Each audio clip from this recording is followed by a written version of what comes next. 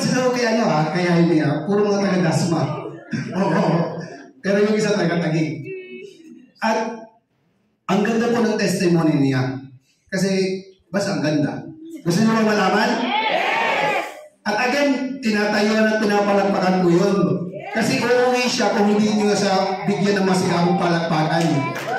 Okay, so nagkaroon na second testimony speaker, Rising Star, Tita Lilian De Leon.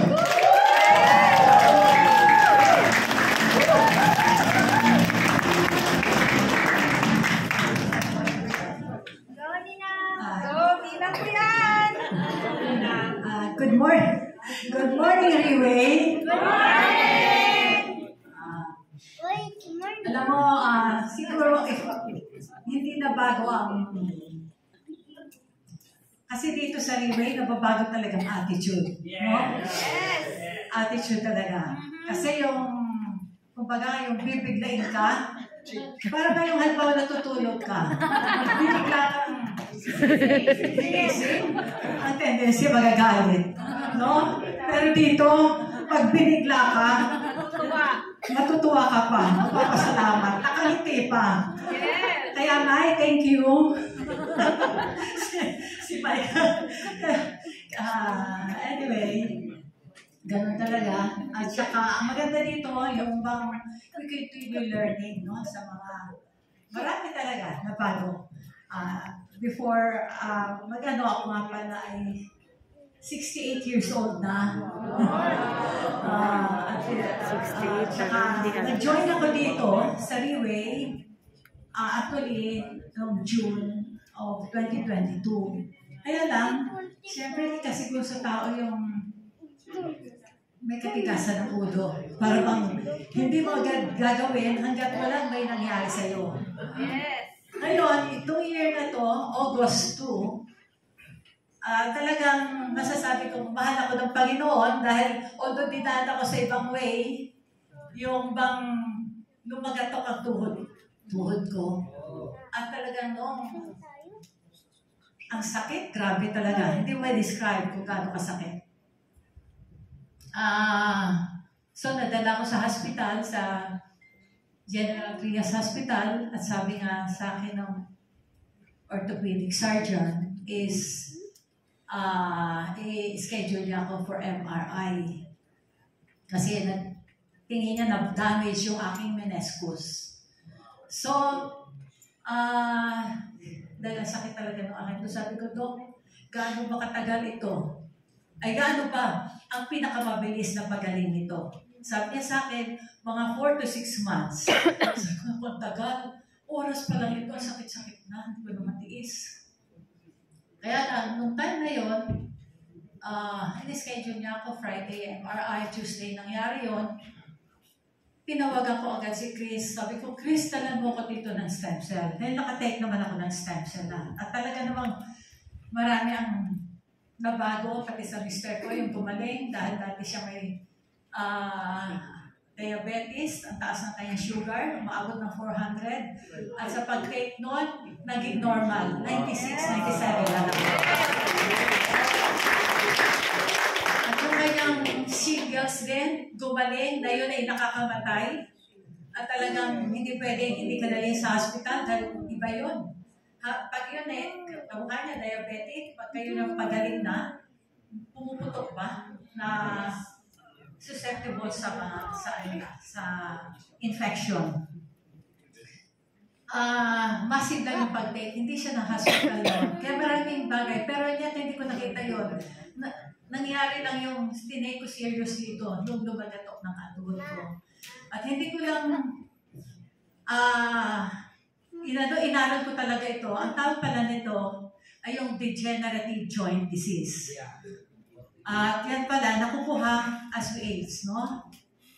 Kasi yung ating tuhod, ating buto sa spine at saka sa tuhod, yan ay nagiging weak. Yung cartilage, yung laman na damage, kaya yung pinaka-cover ng ating tuhod, nagagasgas yan eh. Pag nagkagasgasan na, talagang ang tindi. Yun doon yung severe pain talaga. Hindi nyo parang matake. So, yan pala, ang unang ina-advise ng ortho ay magpa-therapy. Pag hindi nakuha sa therapy, para accurate ang kanilang is MRI. After ng MRI, pag hindi pa rin nakuha doon sa MRI, i-advise sa'yo yung viscosupplementation.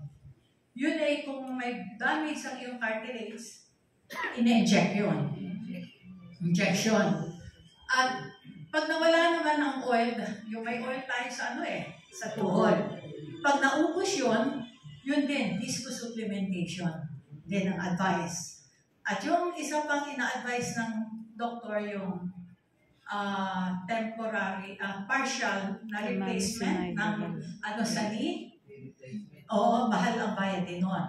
Nasa 350,000. Pagka naman permanent, nasa 650,000 yun. So, ganun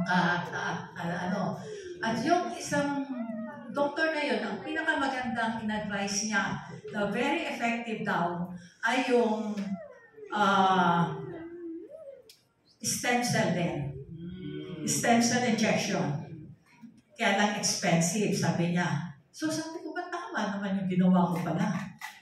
Tinake ko yung oral capsule na stem cell. Kaya talaga naman yung in-advise sa akin ng doktor noon na 4 to 6 months nagagaling, it took only 3 days. Wow! Kaya, grabe talaga. Kaya sabi ko, thank you Lord, dahil talagang, sabi ko, since then, nung gano'n na, hindi na natigil yung pag-share ko. Doon nag-umpisa at marami na rin akong nasharean at natulungan. Ganito pala kaganda talaga ang ating company at ang ating product. Kasi yung isa sa pangarap ko ng makatulong, dito na fulfill.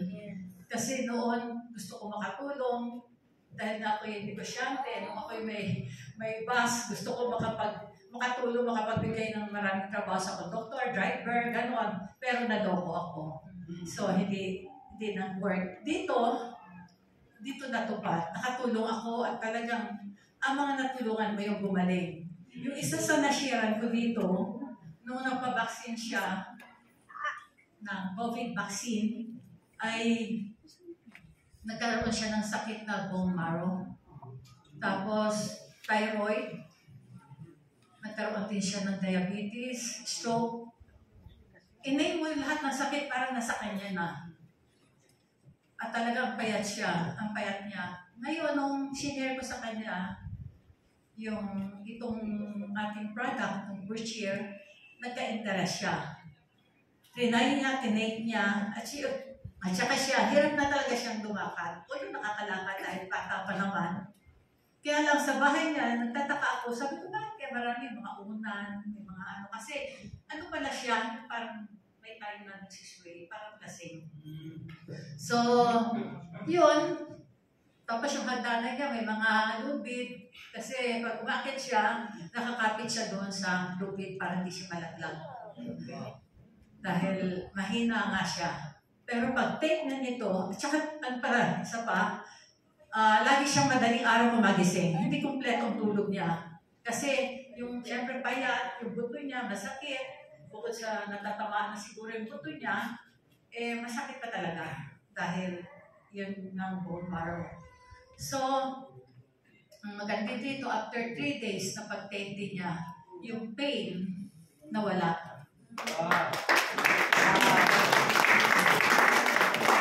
Ang isa pa na maganda dito, yung tulog niya, gumigising na siya ng 7 to 8 a.m. Nakukompleto niya ang tulog niya. Kaya yun din, na-share na din niya. Yung isa sa mga shenera niya, nandito din, nagsishare, kaya marami din mga na-invite, si Joe. Although siya, hindi pa namin siya madalas pinapupunta dito kasi nasa stage of recovery pa rin siya. Dahil hindi biro-biro ang sakit niya talaga. Pero nakarating na siya dito, siguro naka 4 times na siya pumunta dito. No? Payat na payat siya. Pero ngayon, ang maganda sa kanya kasi hindi pa naman siya ganun kataba, pero nakakalakad na siya ng maayos. Tapos yung dati niyang, kasi sa sobrang payat niya, yung panty niya, ginaganon, para di malaglag. Ganon yung panty. Ngayon, sabi niya sa akin, nanay, hindi na nalalaglag yung panty ko ngayon. Hindi siya na ako. Yun. At ngayon, ang maganda sa kanya, gumanda na rin ang kanyang kulay, ang lakas, at saka, yun din, wala din siyang tigil. Ganito dito sa atin. Pagka gumaling ka, hindi mo talaga mapigilan na hindi ka mag-share. At ang isa pa na sharean ko dito, yung bang may carpa. Na-testimony na siya dito, nung taga Bulacan. At yun din, talagang, ito ay manager ng bangko na parang hopeless na siya na sabi nga niya sa asawa niya dahil hindi na niya may tataas ang kamay niya, ganun lang. At saka ganyan lang siya. Hirap siya. Pero upon taking this for yung 3 days, half na nakaganda na siya. Nung naka 1 week siya, naitaas na niya ito. Nung 2 weeks, naitataas niya pareho ang kamay. Ganun ka. At yung mga 3rd week, nakaabot na niya ang likod niya. Nag-test kit na dito yan noon. Si Dr. Encina nag-interview noon. Kaya talaga, thank you Lord, talaga. Dahil sa mga nakita ko. Tapos, yung isang pitbahay naman namin, hindi regular ang kanyang bowel, yung pagdumi. Tapos, sumasakit pa ang tiyan niya, yung likod niya. Tapos, pag gumagawa lang siya sa umaga, madali siya mapagod. Pero dito, nung mag-take siya, ay naging malakas na rin siya. At hindi na siya nakakapagod. Sabi niya, paglalaba, kumbaga maghapon, di daw niya napapansin. Marami siya natatapos na trabaho. Kaya yun ang kagandahan dito sa atin. Hindi lang sa ikaw ay gumaling sa akin. Gumaling. Yung pag-share mo sa kapwa mo, nakatulong ka na, bigyan pa sila ng pag-asa. At gano'n din sa kanila. Kaya, thank you, Lord. And glory to God.